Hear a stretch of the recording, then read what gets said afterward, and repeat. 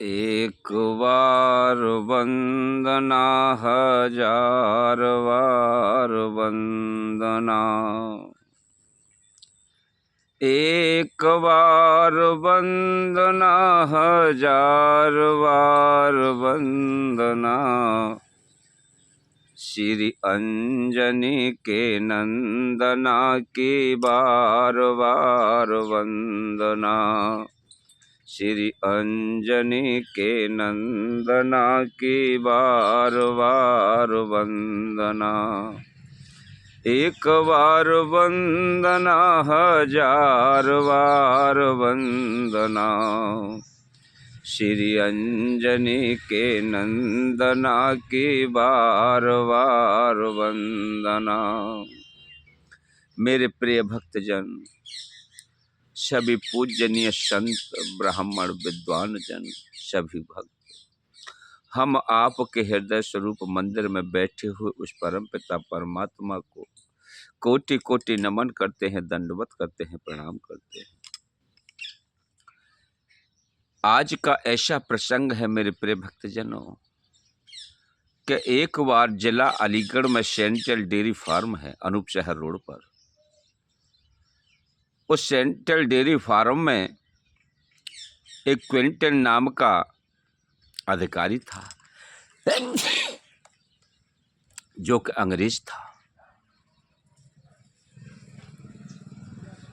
वह शिकार खेलने के लिए जंगल में निकला।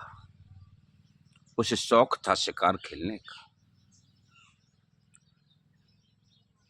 तो गांव कलूपरा और फेमलौट है उसके पास में। वहां पर एक टीला था और टीले पर भेड़ियों के झुंड को देखा।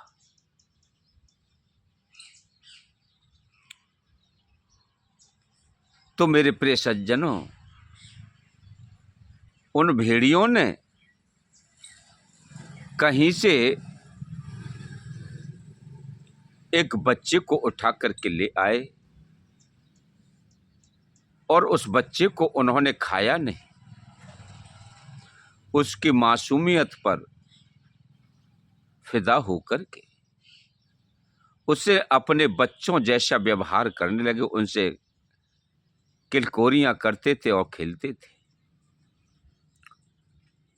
जो वहां टीला में भाट थी, वो बच्चा उनके साथ अंदर ही प्रवेश करता था और रात्रि के समय ही उनके साथ निकलता था। जब वह अंग्रेज शिकार खेलने के लिए आया तो वहां भाट की ओर भेड़ियों को घुसते हुए देखा, भागते हुए देखा। तो उस बच्चे को भी उन्होंने दौड़ते हुए देखा। कर ये तो बच्चा है, लेकिन जा कहाँ रहा। दौड़ करके देखा तो उसी भाट में प्रवेश कर गया। लेकिन बच्चे का दौड़ना बैठना उसी प्रकार का था जैसे कि चारों पैरों से वो चलते हैं, उसी प्रकार से वह बच्चा दौड़ता था और बड़ी फुर्ती के साथ। उस समय अंग्रेज उस भाट को निशानित करके और चला गया। फिर जब सेंट्रल डेयरी फार्म में पहुंचा तो अपने घर पर पहुंच करके उसने कुछ जाल का अर्जिमेंट किया और जाल का अर्जिमेंट करने के बाद में दूसरी रात्रि में दिन के पीरियड में ही उस गुफा के पास जाल लगा दिया। मेरे प्रिय सज्जनों, उस भाट से जैसे ही शिकार करने के लिए वह भेड़िया निकले तो वह भेड़िया तो जाल में फंस गए, लेकिन वह बच्चा नहीं निकला जब तक। अब जब अंग्रेज आया तो उसने दोनों भेड़ियों को उसके अंदर फंसा हुआ पाया और उनको बांध करके अपने कंट्रोल में कर लिया। लेकिन उनको तो लालसा थी कि वह बच्चा जो था वो कहाँ गया। अब बच्चे को बहुत तेरा पुकारा, लेकिन बच्चा भाट से बाहर नहीं निकल करके आया। वह बच्चा जब नहीं निकल करके आया तो उसने फावड़ा गेंती ला करके उस गुफा को खोदना प्रारंभ किया। तो भाट काफी गहरी थी, 10-15 फीट अंदर जाकर के, और उसमें एक कूप टाइप का स्थान बना रखा था जिसमें वो बैठते थे, आराम करते थे, शयन करते थे। तो जब वह यह महसूस हुआ कि बच्चा कुछ हिल-डुल रहा है उधर, तो उसने खोदना बंद किया और उसमें अपना हाथ डाला। तो बच्चा निकल करके बाहर दौड़ा और अंग्रेज को बचा करके भागने लगा जंगल की ओर। दौड़ करके उसने उस बच्चे को पकड़ लिया। ये सत्य घटना है मेरे प्रिय सज्जनों। जब उस बच्चे को पकड़ लिया तो उससे वार्तालाप करने का प्रयास किया, लेकिन वह बच्चा मानुषी भाषा को जानता ही नहीं। जिस प्रकार से भेड़िया हाउ हाउ की आवाज करते हैं उसी प्रकार से वो हाउ हाउ करने लगा। तो अंग्रेज ने कहा कि भाई ये तो इनके स्वरूप में ही ढल गया है, लेकिन तारीफ की बात तो ये है कि इसको खाया क्यों नहीं, जो कि ये मांसाहारी जानवर।